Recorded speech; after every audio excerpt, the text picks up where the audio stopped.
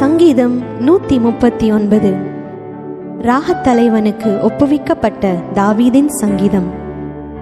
கர்த்தாவே, நீர் என்னை ஆராய்ந்து அறிந்திருக்கிறீர். என் உட்காருதலையும் என் எழுந்திருக்குதலையும் நீர் அறிந்திருக்கிறீர். என் நினைவுகளை தூரத்திலிருந்து அறிகிறீர். நான் நடந்தாலும் படுத்திருந்தாலும் என்னை சூழ்ந்திருக்கிறீர். என் வழிகளெல்லாம் உமக்கு தெரியும்.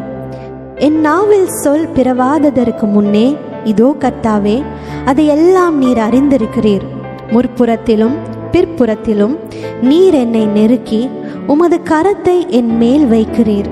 இந்த அறிவு எனக்கு மிகுந்த ஆச்சரியமும் எனக்கு எட்டாத உயரமுமாயிருக்கிறது.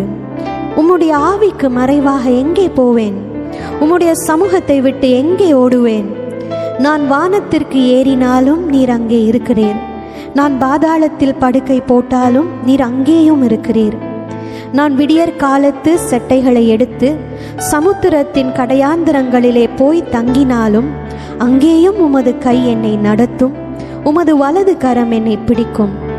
இருள் என்னை மூடிக்கொள்ளும் என்றாலும் இரவும் என்னை சுற்றி வெளிச்சமுமாயிருக்கும். உமக்கு மறைவாக இருளும் அந்தகாரப்படுத்தாது. இரவும் பகலை போல வெளிச்சமாயிருக்கும்.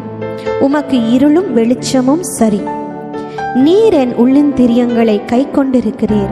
என் தாயின் கற்பத்தில் என்னை காப்பாற்றினீர்.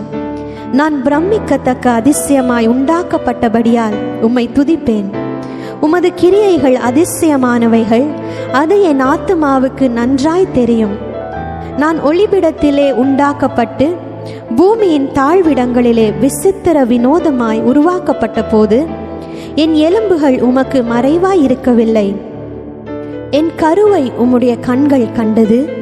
என் அவயவங்களில் ஒன்றாகிலும் இல்லாத போதே அவைகள் அனைத்தும், அவைகள் உருவேற்படும் நாட்களும் உமது புஸ்தகத்தில் எழுதியிருந்தது. தேவனே, உமது ஆலோசனைகள் எனக்கு எத்தனை அருமையானவைகள்! அவைகளின் தொகை எவ்வளவு அதிகம்! அவைகளை நான் எண்ண போனால் மணலை பார்க்கிலும் அதிகமாம். நான் விழிக்கும் போது இன்னும் உம் மண்டையில் இருக்கிறேன். தேவனே, நீர் துன்மார்க்கனை அழித்தீரானால் நலமாயிருக்கும். இரத்த பிரியரே, நீங்கள் என்னை விட்டு அகன்று போங்கள். அவர்கள் உம்மை குறித்து துன்மார்க்கமாய் பேசுகிறார்கள். உம்முடைய சத்துருக்கள் உமது நாமத்தை வீணாய் வழங்குகிறார்கள்.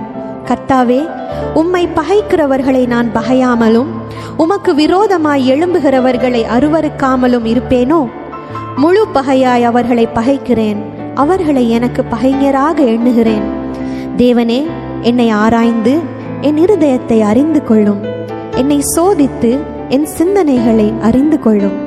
வேதனை உண்டாக்கும் வழி என்னிடத்தில் உண்டோ என்று பார்த்து நித்திய வழியில் என்னை நடத்தும்.